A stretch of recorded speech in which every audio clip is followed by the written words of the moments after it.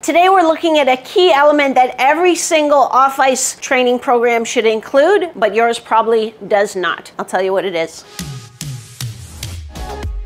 Today we are talking about the importance of tempos in your off-ice trainings, specifically in your gym workouts. That's like when you get a recipe, you know, like you want to make chili or something, and it gives you all the ingredients. You need beans, ground meat, cinnamon, chili powder, hot sauce, whatever.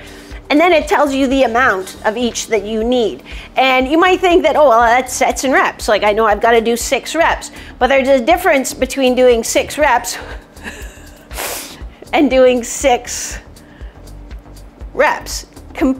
Your muscle sees it as 2 completely different things. Oh, it's a deep burn. So as a strength and conditioning coach, when you prescribe an exercise, there's a specific outcome you're trying to achieve. And part of the way you achieve that outcome is, yes, sets and reps are important, but tempo is the key that unlocks the type of adaptation that muscle is going to have. So let's look at it in terms of, really we're looking at, you might be thinking mostly the eccentric contraction and the concentric contraction. So how fast are you going to lift the load, how slow or how fast are you going to lower the load. Concentric action is when a muscle shortens under tension.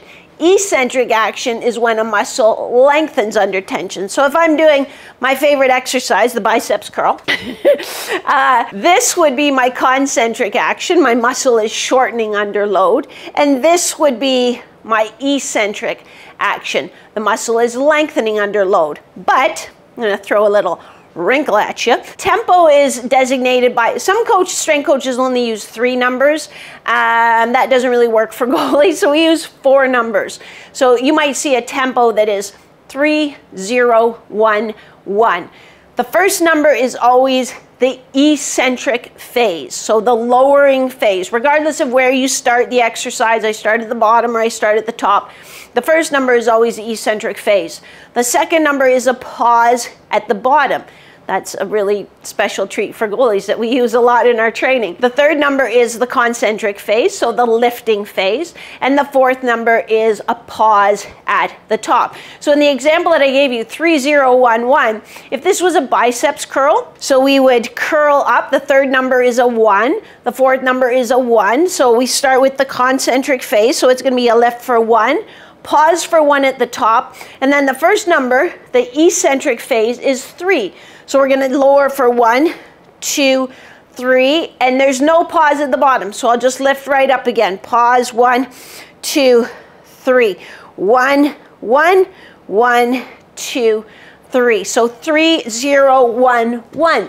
If I was doing a barbell squat and that was the tempo, because I'm starting at the top essentially, the first movement now is the eccentric. So I would say 1, 2, 3. There's no pause at the bottom. Lift, pause at the top. 1, 2, 3. Lift back up at the top. So obviously the concentric action is the lifting action. It's producing the force. So you can kind of intuitive, okay, I get why that's important. Why is the eccentric phase important? That's where our muscle is lengthening under tension. So when we talk about outer range control, when we talk about injury prevention, when we talk about improving connective tissue quality, those things happen during our eccentric actions. We can actually, it's a fun fact, physiology fun fact, we can produce more force lowering a load than we can lifting a load. So maybe I can only biceps curl 30-pound dumbbells or whatever. I could probably lower with control 35-pound dumbbells, even though I can't concentrically lift it. So we actually are stronger eccentrically than we are concentrically. Now, why would we worry about pauses at the top or pauses at the bottom? Well, if we worry about a pause at the top of the concentric phase, again, it depends on the exercise. In a squat, unless I just kind of want to add in a little rest at the top, there isn't much load to rest at the top of the movement at the end of the concentric phase. But if I'm doing a biceps curl and this is the top of my concentric phase and I'm going to hold that there for 1 second or 3 seconds or whatever it is, you can see that muscle is going to be holding that contraction a little bit longer. If we talk about a hold at the at the bottom, up at the bottom or the end of the eccentric phase, I guess it's not necessarily the bottom, that's a way we can build some muscular endurance, some local muscular endurance. So if you're lucky enough to be a goalie and you're in one of my programs, then you're gonna see some things, and it depends on the phase and whether we're in season or off season, but you might even see like a goblet squat where we're going 1, 2, 3, 4, 5, hold, 2, 3, 4, 5, up, pause, 1, you know, so it might be a 5, 5, 1, 1 tempo. So we're adding time under tension to those muscles. We're adding lengthening under tension, and then we're building some local muscular endurance by adding in that static hold. So if your strength and conditioning coach doesn't have tempos for the lifts in your workout, ask them, hey, what tempo should I be using? Because we can really change the nature of an exercise by just changing the tempo. Let's take a lunge lateral, for example. I can do a lunge lateral where I'm going to step out and then same thing, really control it down, have a nice pause, and even have, you know, just a normal sort of push-off return.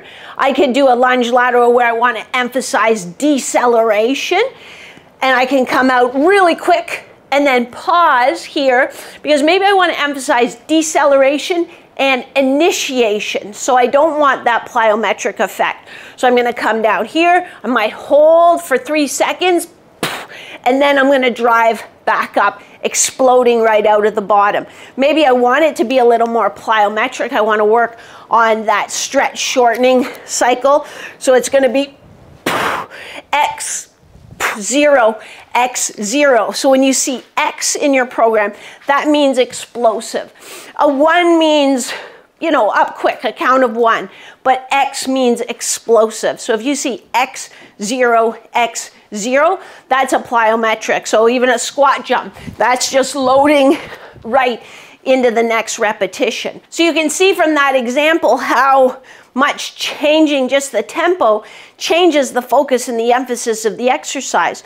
So if you're just going to the gym and you've got like, oh, okay, lunge lateral, 6 reps on each side, and you're going, you know, you're just going here, here, well, maybe that's not what your strength coach wants you working on. Maybe in their mind, they're like, yeah, we're going to really build some power with this one. But you're doing it just to build, you know, a little bit of strength and dynamic effort. So make sure, again, just double check. Hey, coach, what tempo do you want me to use? If you want to see how I work tempos into my programs or just have me design all your workouts for you, check out the link in the description to see how I put everything together. Remember, there's a difference between kind of going to the gym to work out and training to be a better goalie. And I want you to train to be a better goalie. I want you to take that time and effort you're investing into the gym and get huge dividends when you step on the ice. That's my mission for you. So I will catch you next time. If you like this video, you know what to do. Give me a thumbs up. If you have any questions about tempo or how to work tempo or what it means for different exercises, sometimes it can be a little confusing, just drop a comment below and I will absolutely help you out. Until next time, I will catch you on the flip side.